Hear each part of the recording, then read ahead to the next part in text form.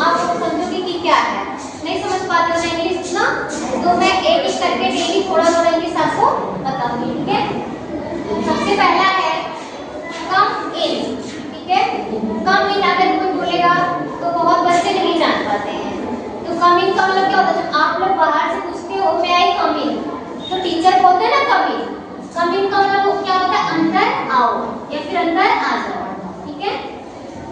अंदर आ जाओ। कम इन का मतलब समझ गए सब लोग? Yes ma'am.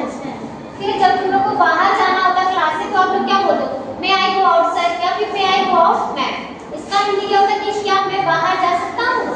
तब अभी मैं तुम लोग का कम्युनिकेशन नहीं बता रहा, बस थोड़ा थोड़ा बता रही हूँ, तुम लोग को बताऊंगी तुम लोग को क्या क्या बोलना है, ठीक है। तो टीचर क्या बोलते हैं, गो आउट, इसका मतलब बाहर जाओ। टीचर परमिशन देते हैं ना जब आप लोग मांगते हो, गो आउट बाहर जाओ। नेक्स्ट जब टीचर बोले सिट डाउन, तो जो बच्चा नहीं जानेगा वो तो कुछ भी करेगा, ठीक है। सिट डाउन का मतलब क्या होता है, बैठ जाओ। नेक्स्ट है कीप राइटिंग। राइटिंग भी लिखना सभी लोग जानते हो ना। कीप का मतलब अगर टीचर बोले कीप राइटिंग, इसका मतलब क्या होगा, लिखते रहो,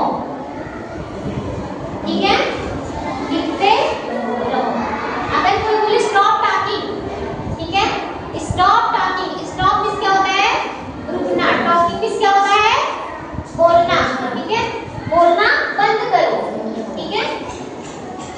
जैसे जब बच्चे सुबह में जाते हैं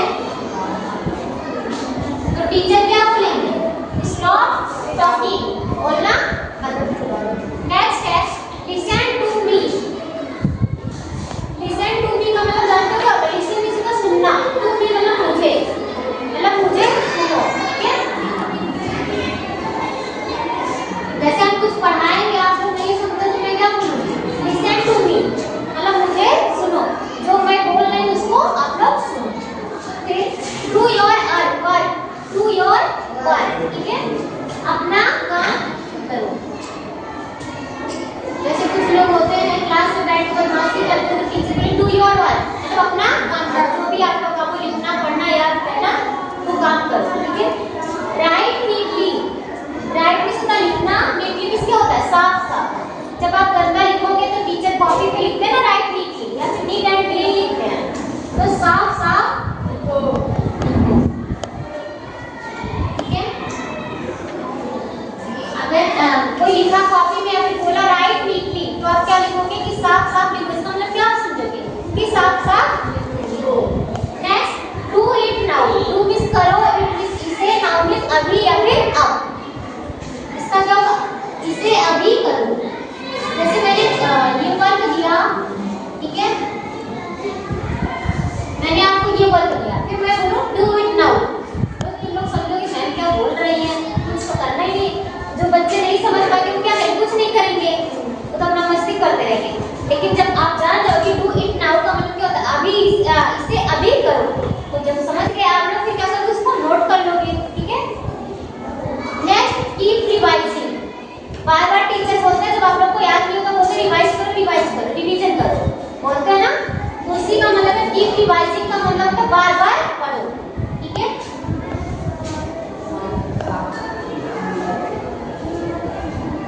बार बार पढ़ो।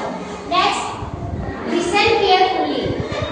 जब कभी कभी टीचर पढ़ाते हैं आप लोग ध्यान नहीं देते हो, तो टीचर क्या कहते हैं, लिसन केयरफुली, इसका मतलब क्या होगा पता है, ध्यान से सुनो, मतलब टीचर बोलते हैं कि ध्यान से सुनो। लिसन केयरफुली, ठीक है, ध्यान से सुनो। Next start reading. अगर टीचर को बोलना होगा कि पढ़ना शुरू करो, तो क्या बोलेंगे, स्टार्ट रीडिंग मतलब पढ़ना शुरू करो। रीडिंग मींस होता है पढ़ना, start means next get it check. Check means क्या होता है, कॉपी चेक करवाना, ठीक है, तो क्या होगा, इसे चेक करवा लो। जैसे कोई बोलूं गेट ग्रामर चेक, ग्रामर की कॉपी चेक करवा लो, इसे चेक करवा लो।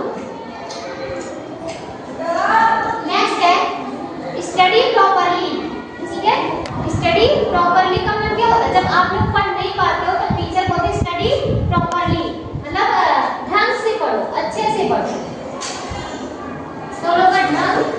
पढ़ो, ठीक है। स्टडी प्रॉपर्ली का मतलब होता है ढंग से पढ़ो। नेक्स्ट है स्टार्ट राइटिंग। जब कोई चीज लिखवाते हैं टीचर तो क्या बोलते हैं, स्टार्ट राइटिंग, मतलब लिखना शुरू करो, ठीक है। स्टार्ट राइटिंग, लिखना शुरू करो। समझ में आया? कितने वर्ड? 15 वर्ड्स हैं, ठीक है। हाँ, टोटल मिला के आपके 15 वर्ड्स हैं इंग्लिश। उसका हिंदी में मैं लिखती हूँ, आपको हिंदी इंग्लिश दोनों आनी चाहिए, बात नहीं बिल्कुल भी। देखो अगर बात करोगे तो क्या बोलते, स्टॉप टॉकिंग, तो क्या आप बात करते रहोगे? नो। लेकिन जो नहीं समझ पाएगा वो तो करता ही रहेगा, जो समझ पाएगा वही तो सोचेगा कि मैं बोल रही कि बोलना बंद करे, नहीं करेगा।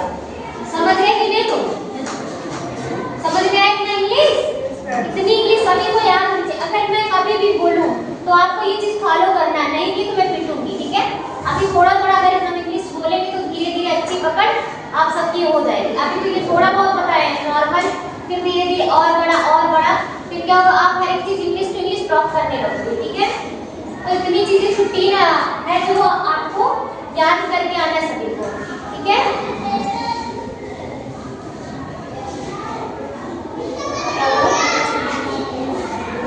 ये लाइन इसमें है, क्या चीज बताओ?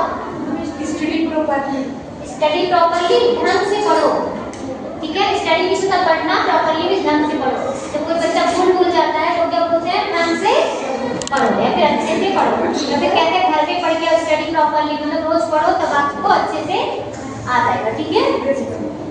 और किसी को कोई प्रॉब्लम?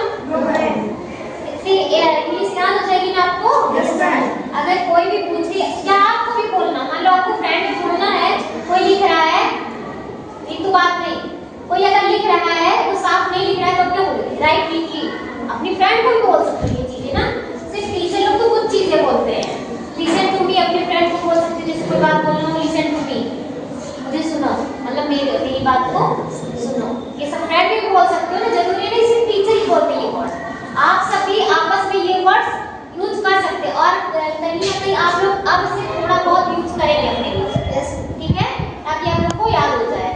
ऐसा नहीं कि अंग्रेज तो ऐसे ही तो बने हो कि मतलब थोड़ा थोड़ा पढ़ के तो एक अचानक से थोड़ी आता, धीरे धीरे क्या होगा सबको आ जाएगा। पहले थोड़ा सा सीखोगे, 10 वर्ड, 15 वर्ड, 5 वर्ड, जिसको जितना याद होगा, 5 वर्ड याद हो 5 याद करो, 10 याद हो 10, 15 याद हो 15, ऐसे थोड़ा थोड़ा याद करोगे, फिर एक दिन आप अच्छे से